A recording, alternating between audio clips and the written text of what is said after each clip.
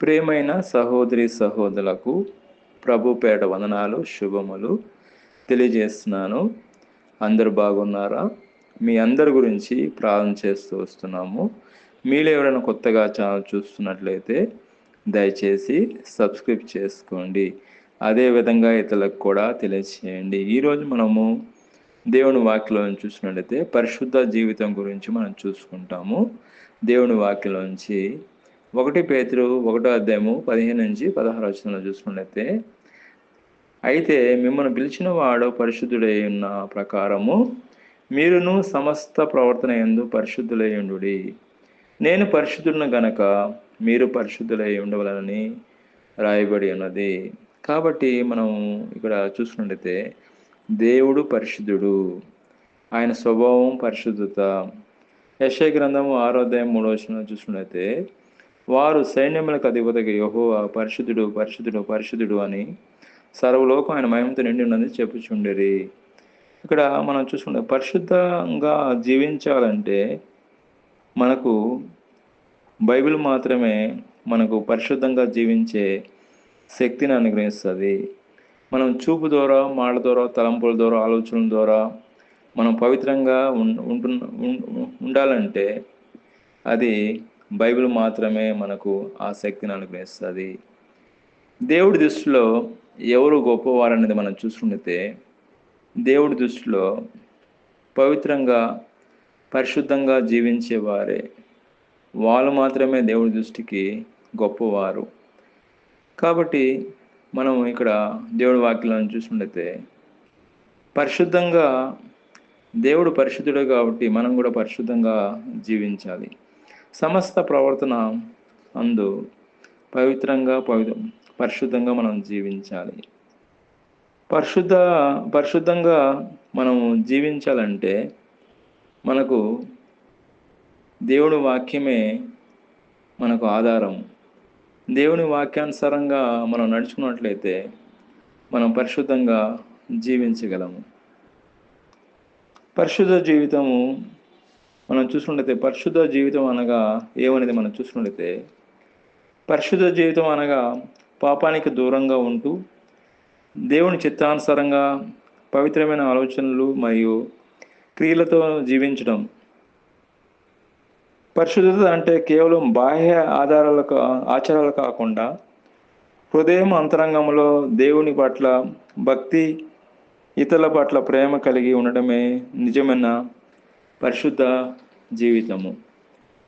పరిశుద్ధ జీవితం వల్ల కలిగే లాభాలు ఏంటంటే, దేవుడితో సంబంధము, పాపానికి దూరము ఉండడము ద్వారా దేవుని సన్నిధిని, ఆయన మహిమను అనుభవించవచ్చు. నిత్య జీవం పొందుకుంటాము. పాపపు మార్గంలో నుండి వేరు చేయబడి దేవునికి సమర్పించుకోవడం ద్వారా నిత్య జీవాన్ని మనము స్వతంత్రించుకోవచ్చు. కాబట్టి దేవుడి వాక్యం చూసినట్లయితే రోమిల రాసిన పత్రిక 12:1 కాబట్టి సహోదరులారా, పరిశుద్ధము దేవునికి అనుకూలమైన సజీవ యాగము మీ శరీరములను ఆయనకు సమర్పించుకొనవలెను. దేవుడు వాత్సల్యతను బట్టి మిమ్మల్ని బతిమాలుచున్నాను. ఇక్కడ మనం చూసుకుంటే దేవుడు పరిశుద్ధుడు కాబట్టి మనం కూడా పరిశుద్ధంగా ఉండాలని దేవుడు కోరుతున్నాడు. అదేవిధంగా 2 తిమోతి 2:22 చూసుకుంటే దురాశల నుండి పారిపోము అంటున్నాడు. అదేవిధంగా 1 తెస్సలోనికి రాసిన పత్రిక 4:3 చూసుకుంటే మీరు పరిశుద్ధులగుటకే అనగా మీరు జాగ్రత్తలకు దూరంగా ఉంటే దేవుడి చిత్తం అంటున్నాడు. కాబట్టి దేవుడు పరిశుద్ధుడే కాబట్టి మనం కూడా పరిశుద్ధంగా జీవించాలని దేవుడు కోరుతున్నాడు. పరిశుద్ధ జీవితం ఎందుకు జీవించాలి మనం చూస్తున్నట్లయితే, పరిశుద్ధత దేవుని స్వభావం కావున ఆయనను వెంబడించు వారు ఆయనలాగానే పరిశుద్ధంగా ఉండాలని ఆయన కోరుతున్నాడు. ఇది దేవుడితో ఆత్మీయ సహవాసాన్ని, అంతర్గత సమాధానాన్ని కలిగిస్తుంది, పాపం నుండి రక్షిస్తుంది మరియు దేవుని మహిమను లోకానికి ప్రతిబింబిస్తూ ఆయన చిత్తాన్ని నెరవేర్చడానికి సహాయపడుతుంది. పరిశుద్ధత జీవితం యొక్క ముఖ్య కారణాలు మనం చూసుకుంటే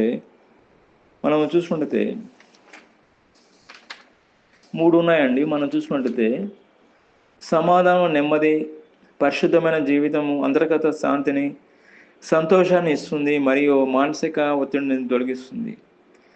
సాక్షి జీవించడం, మనం మంచి ప్రవర్తన, ఇతరులకు మాదిరిగా ఉండి దేవుని మహిమను ప్రకటిస్తున్నాము. శోధన నుండి రక్షణ, పాపం నుండి, నాశనకరమైన ప్రభావం నుండి పవిత్రత మనల్ని రక్షిస్తుంది. కాబట్టి దేవుడు పరిశుద్ధుడు కాబట్టి మనను కూడా పరిశుద్ధంగా జీవించాలని దేవుడు కోరుతున్నాడు. మన నడతలు దేని ద్వారా శుద్ధి చేసుకుంటామంటే కేవలము దేవుని యొక్క వాక్యం ద్వారా.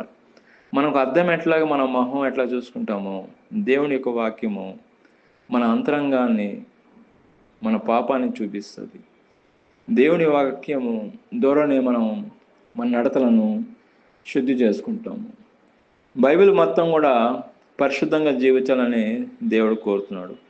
దేవుడు పరిశుద్ధుడు కాబట్టి మనం కూడా పరిశుద్ధంగా జీవించాలని ఆశ. దేవుడి వాక్యం దీవించిన గాక. ప్రార్థన చేసుకుంటాం. ప్రియమైన మా పరలోక తండ్రి, యేసుక్రీస్తు ప్రభు పరిశుద్ధ నామమును బట్టి మీ సన్నిధికి వస్తున్నాం దేవా. మీ వాక్యం ద్వారా మాతో మాట్లాడారు. మీ వాక్యానుసారంగా మేము జీవించే కృపను దయచేయండి. ఎవరైతే వింటున్నారో అందరిని దీవించమని, ఆశించమని, కాపాడమని ప్రభువైన యేసుక్రీస్తు నామమున ప్రార్థన చేస్తున్నాం తండ్రి. ఆమేన్.